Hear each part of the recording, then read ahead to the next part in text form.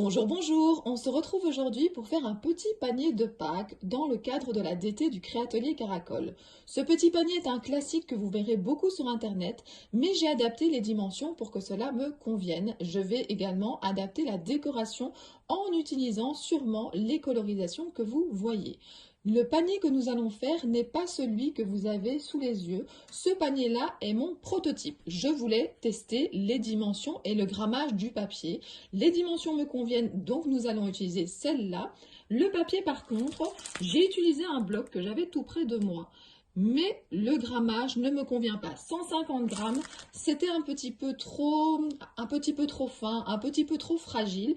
Et puis en plus, ce que je n'aime pas, c'est qu'il n'était pas recto verso. Je pense que c'est beaucoup plus joli si vous avez un papier où les deux côtés seront visibles sur votre création.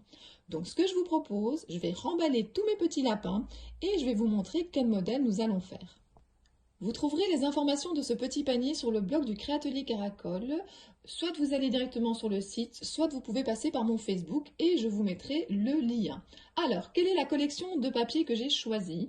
J'ai pris de la marque Florilège Design Poussière d'étoiles. C'est une collection que j'avais achetée au moment de Noël, mais je voulais utiliser cette page. J'aime beaucoup tous les petits points. Je voulais un papier qui n'était pas trop chargé à la base parce que je veux surtout que mes petits lapins, que mes petites décorations ressortent sur le panier. Et donc, je trouvais ces petits points très sympathiques et assez espacés. Ce que j'aime bien également, c'est que vous avez un motif à l'intérieur. Donc, c'est un papier recto verso. Alors l'épaisseur du papier est plus épaisse que celui de mon prototype. Donc celui-ci, vous voyez, je ne sais pas si je peux vous le faire ressentir, c'était quand même 150 grammes, c'est pas mal, hein, c'est pas si fin que ça, mais c'est quand même pas assez épais. Tandis qu'ici, c'est quand même un petit peu plus cartonné, en tout cas un petit peu plus épais. Alors, je voulais vous montrer les dimensions qu'il faut faire à la base. Donc, j'ai choisi comme dimension 18 cm de chaque côté. Donc, c'est un carré de 18 sur 18. Ça, c'est la première étape. Nous sommes arrivés à l'étape 2. L'étape 2, il faut plier. Alors, pour cela, moi, j'utilise une latte ainsi qu'un petit plioir. Si vous avez une planche rainurée, c'est très bien, mais je fais l'hypothèse que tout le monde ne possède pas ce matériel. Qu'est-ce que j'ai fait? J'ai mesuré 6 cm et j'ai plié tout le long. J'ai mesuré également 6 cm ici. J'ai plié également sur toute la longueur. Et puis, regardez ce que ça donne puisque je l'ai déjà fait. Vous avez comme ça 3 parties de 6 cm puisque c'est 18. Donc ça fait 6, 6 et 6 ici. Je tourne, je fais exactement la même chose. 6 cm, je plie toute la longueur. 6 cm ici, je plie sur toute la longueur. Et donc, nous avons également ce côté-là qui est plié. Donc, vous voyez, c'est plié de tous les côtés. Donc, nous terminons avec 1, 2, 3, 4, 5, 6, 7, 8, 9, 9 carrés de la même dimension. L'étape 3, il faut couper. Alors, je vais faire ça hors caméra, mais je voulais quand même vous l'expliquer. Donc, vous choisissez un sens, celui-ci ou celui-là, peu importe. Donc, moi, je vais prendre ce sens-ci. Je vais couper ici jusqu'à l'intersection. Donc, vous avez vraiment une intersection entre les deux endroits qui ont été pliés. Donc, je vais couper ici. Je vais couper également de ce côté-là. Je vais faire la même chose en partant du bas jusqu'à l'intersection. Et de nouveau ici jusqu'à l'intersection. Donc, je vais couper 4 fois. Une fois ici, 2, 3 et 4. Chaque fois dans le même sens. Ne tournez pas votre création en cours de route, sinon vous risquez de vous retrouver à avoir découpé trop de tous les côtés et de vous retrouver avec des petits carrés qui sont découpés et qui ne sont plus attachés à votre petit panier. La troisième étape est effectuée. J'ai coupé, comme je vous l'ai dit, jusqu'aux intersections et voilà ce que ça me donne. Si vous refermez, ça fait comme un petit cube. Nous, ce qui nous intéresse, et ça va être l'étape numéro 4, c'est de décider jusqu'à quel niveau je vais écarter le petit panier. C'est à vous de choisir, hein. Soit de vous laisser un grand triangle ici, soit de vous le refermer plus. Ça, c'est vraiment à vous de voir la dimension qui vous convient. L'étape suivante, j'ai découpé, je vais enlever ceci, j'ai découpé la anse du panier. Donc, vous voyez, ici, vous avez une petite anse. À vous de choisir la largeur. Moi, j'ai eu tendance à avoir des très grosses largeurs sur Internet. Moi, j'aime pas, je préfère quelque chose de plus fin. Alors, j'ai pris le papier qui me restait et j'ai coupé dans toute la longueur. Donc, la longueur ici, ça fait 21 cm et j'ai pris 1 cm de large. Alors, voilà le premier essai que j'avais fait avec les dimensions, donc 21 cm sur 1 cm. Mais là, je ne trouvais pas ça très joli parce qu'il n'y avait pas beaucoup de points. Donc, j'ai recommencé et j'ai préféré cette longueur-là. Donc, maintenant, qu'est-ce que je vais faire?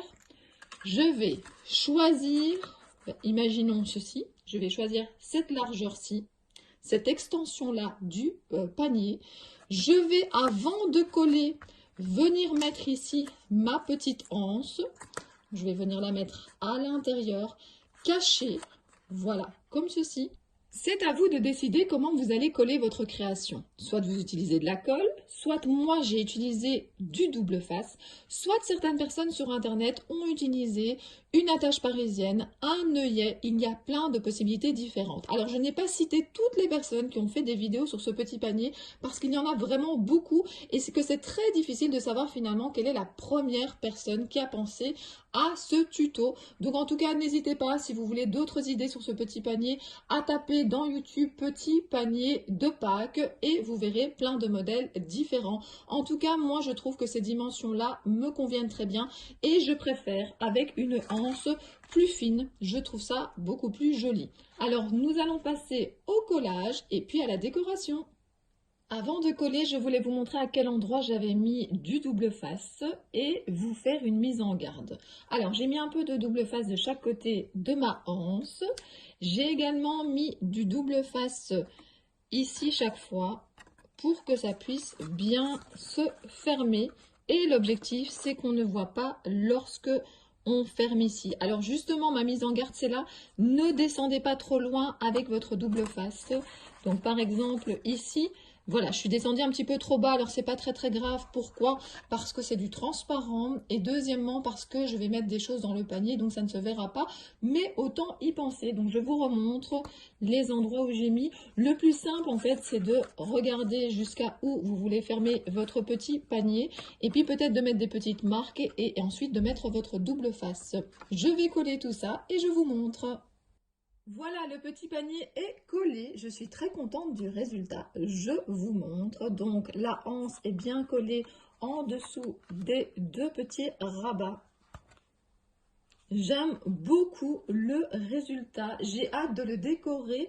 Je ne sais pas si c'est cette collection que j'aurais choisie si je n'étais pas en confinement.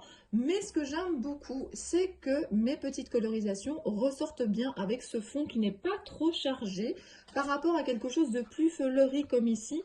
Vous voyez, je trouve qu'on voit moins bien. C'est une question de goût, donc c'est vraiment à vous de voir avec ce que vous possédez à la maison, avec ce que vous avez envie de faire.